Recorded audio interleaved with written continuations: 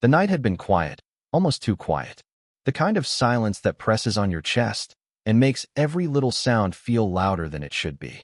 Somewhere in that silence, a woman sat alone at the edge of her bed, her fingers trembling as they traced the hem of her nightdress.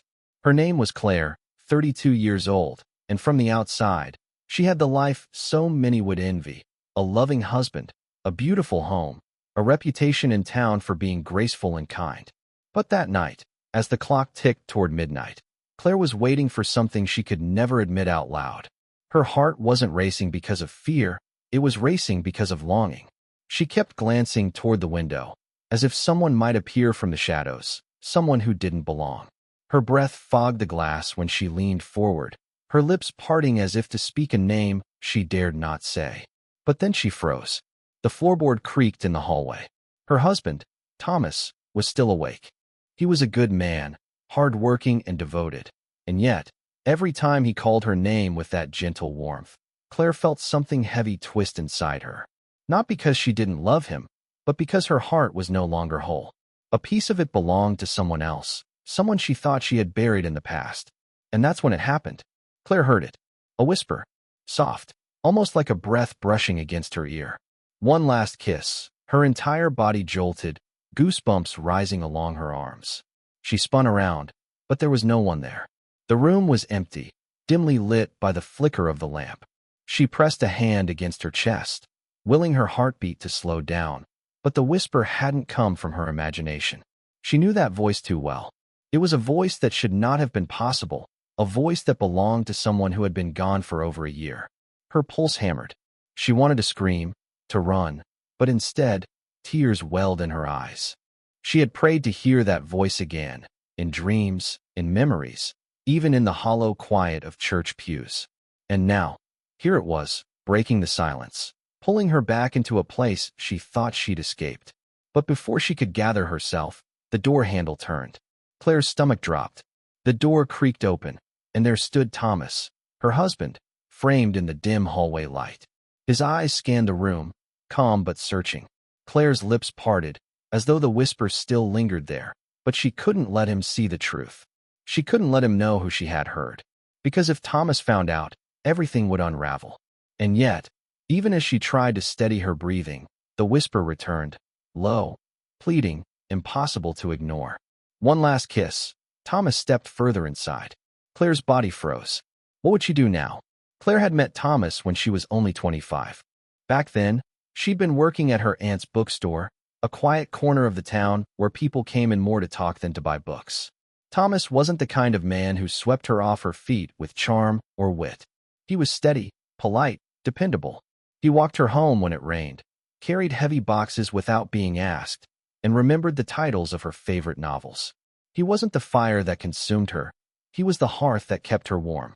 They married 2 years later, and everyone said she'd been lucky. Thomas was hardworking, a man who fixed what was broken and showed up when others didn't. With him, Claire had a house that smelled of fresh wood and clean linen. She had dinners by candlelight, laughter shared over simple meals, and a sense of safety most women longed for. But what no one saw was that before Thomas, Claire's life had already been marked by another presence. Daniel. Daniel had been the fire. Reckless, bold, a man who knew how to make the world feel alive. He played the piano with hands that moved like water, told stories that pulled her into places she'd never been, and kissed her like every second was borrowed. Loving him felt dangerous, like standing too close to the edge of a cliff but refusing to step back. They'd planned a future, once. They spoke about running away, about leaving behind the expectations of the small town and making a life of their own. But fate was cruel. One winter's night, Daniel was taken from her in an accident that left nothing but silence where music used to be. His death crushed her, and for months, Claire wandered in grief, so heavy she thought it might never lift. That was when Thomas stepped in. He picked up the pieces of her life, patiently, quietly, never pushing, never demanding. Slowly, she began to breathe again. Slowly, she said yes when he asked her to marry him. But love is not a switch you can turn off, and grief is not a wound that heals neatly. Claire carried Daniel with her, tucked away like a pressed flower inside the pages of her life with Thomas. For a while, it was enough. Until the whispers started. At first, it was only in dreams. A voice, soft and broken, calling her name when she closed her eyes. Then came the subtle hints. The faint scent of his cologne in rooms Thomas never entered. The creak of the old piano keys though no one sat there. Shadows moving where there should be none. Claire tried to tell herself it was memory, nothing more. But deep down she knew. Daniel hadn't left her. And now, with Thomas standing in the doorway and that whisper still curling in her ears, Claire realized something chilling. The man she had lost wasn't just a memory anymore. He was here. But why now? And what did he want from her? Claire's throat tightened as Thomas stepped fully into the room, his brow furrowing ever so slightly. He wasn't suspicious, at least not yet, but she felt exposed under his gaze, like he could somehow hear the echo of the whisper that had just brushed against her ear. "Can't sleep?" he asked softly, his voice steady, reassuring. The kind of tone that had always kept her grounded. Claire forced a smile, nodding quickly. "Just restless, that's all." But her hands betrayed her, trembling as she clutched the blanket. She prayed he wouldn't notice, prayed the air wouldn't betray her. Because though Thomas stood only a few feet away, she could feel Daniel's presence still, near, insistent, like heat without fire. When Thomas kissed her forehead and turned toward the lamp, she almost gasped aloud. Not because of him, but because in that sliver of darkness before the light fully dimmed, she saw it. His shadow didn't match his movements. There was another shape lingering behind him, tall, familiar. She blinked, and it was gone. Her chest heaved. Was she losing her mind? Or was Daniel truly there, reaching for her, whispering for something she couldn't yet understand? Over the following days, the tension grew unbearable. Every time Thomas left for work, Claire would hear the faint notes of a piano drifting through the house. Daniel's favorite melody, a song no one else knew. Sometimes, when she walked past the mirror, she swore she saw his reflection instead of her own. And then came the night when she could no longer deny it. Thomas had gone to bed early after a long day, leaving Claire in the sitting room with her thoughts. That's when the air shifted, colder, heavier. The curtains swayed though no breeze touched them. Claire's lips parted as she felt it, a breath on the back of her neck. She didn't need to turn around to know who it was. "Claire." The voice was stronger now, almost pleading. One last kiss. Her knees nearly buckled. Tears welled in her eyes, because hearing him was like being pulled back into a life she once believed was gone forever. But just as she closed her eyes, trembling, the floorboards upstairs groaned. Thomas was awake. Claire's heart raced. Two men, one alive, one dead, both calling her name in different ways. And sooner or later, she would have to choose. But what would happen when Thomas discovered she wasn't alone in their marriage? The days that followed blurred into a fever of dread. Claire could barely eat, could barely rest. Each night, Daniel's voice grew stronger, no longer just a whisper but a presence that pressed against her skin, that curled around her in the dark like an embrace she could not escape. And Thomas had begun to notice. At dinner, he would watch her too closely, his fork pausing halfway to his mouth as her gaze drifted toward the empty corner of the room. At night, he would wake to find her sitting upright in bed, her lips moving silently as though answering someone he could not hear. The man who had built his life on patience now had questions simmering beneath his calm exterior. "Claire," he said one evening, his voice low, careful. "You've been different. Distant. If something's wrong, I need to know." Her throat closed. How could she tell him the truth? That she was haunted not only by memory, but by the man himself?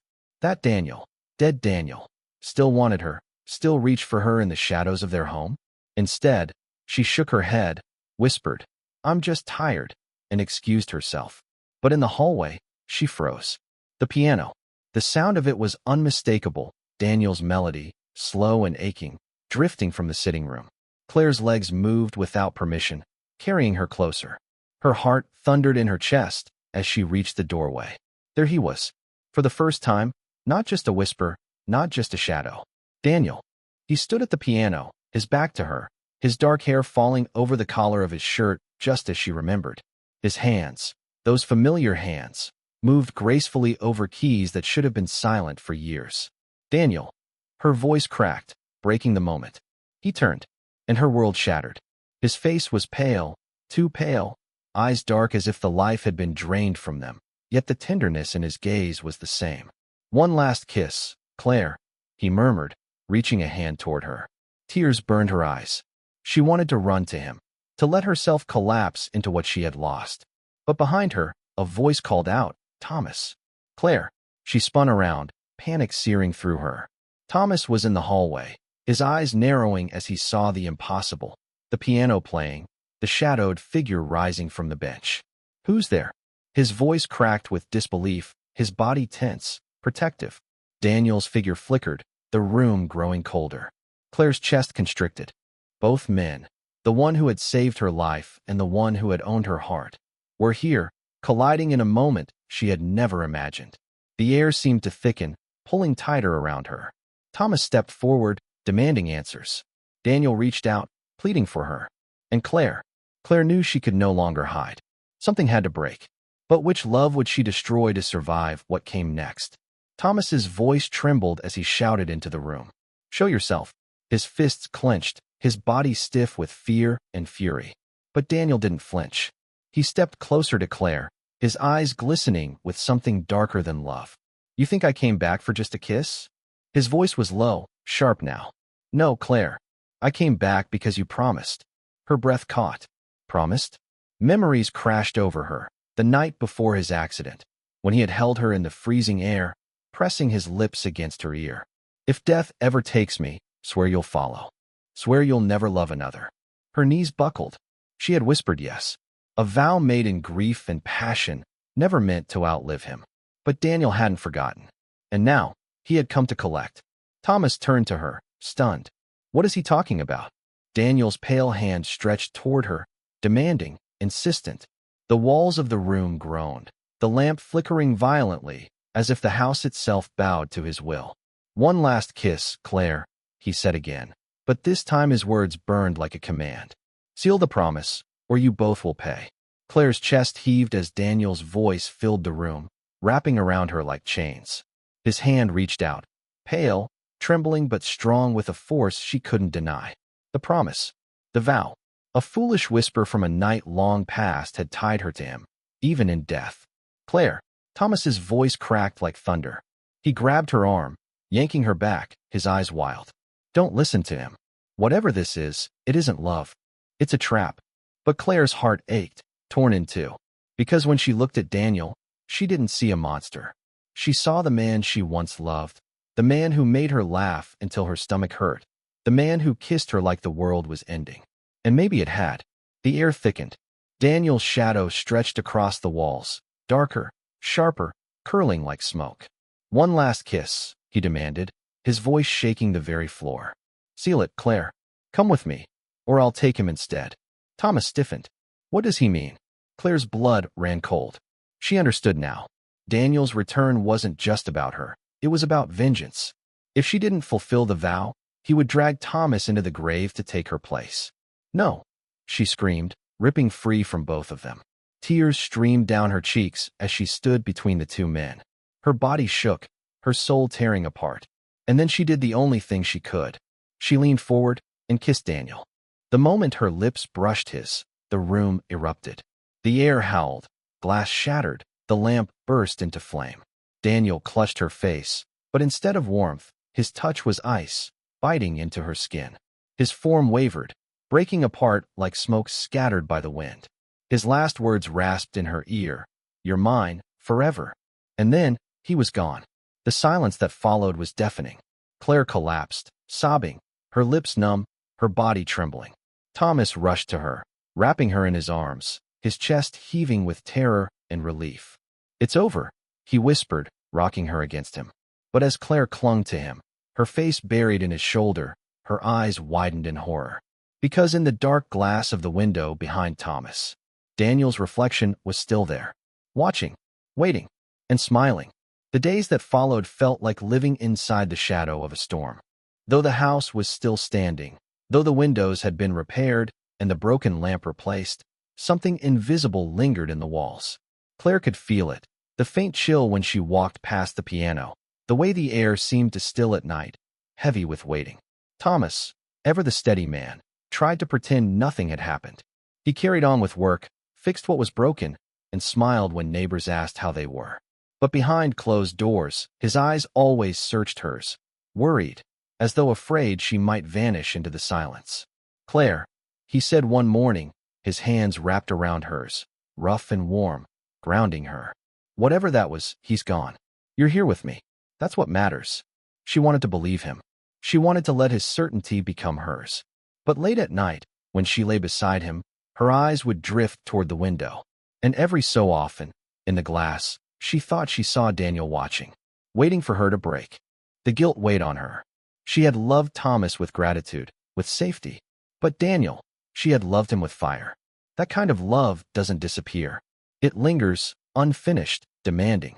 And now, it seemed, it had followed her into this life, refusing to let her go. Yet there was a choice to make, and she knew it. One evening, when the house was quiet, Claire sat before the piano. Her fingers hovered above the keys. She closed her eyes, letting the memory of Daniel's touch, his voice, his music, wash over her. For the first time, she spoke to him, not in longing, not in desperation, but in farewell. "Daniel," she whispered, her voice steady despite the tears running down her cheeks. "I loved you. I always will. But I can't follow you. Not anymore." The silence that followed was suffocating. The air pressed against her skin, as if waiting for her to take it back. But she didn't. She lifted her hands from the piano and walked away. That night, when she lay beside Thomas, the whisper came again, soft, faint, barely more than a sigh. One last kiss. Her body tensed, but she didn't turn her head. She squeezed Thomas's hand, holding on tightly, anchoring herself to the man who had chosen her every day, even when her heart had been divided. The whisper faded, and for the first time, there was peace. Months later, when spring returned and the world softened with green, Claire sat in the garden, sunlight warming her face. She no longer searched the windows or listened for piano keys. Daniel was part of her, always would be, but not in the way he had demanded. She had chosen life. And as Thomas knelt beside her, brushing soil from her hands with a smile that reached his tired eyes, Claire knew that choice, though painful, was the only way forward. Because love, she realized, is not about holding on to ghosts. It's about choosing the living again and again.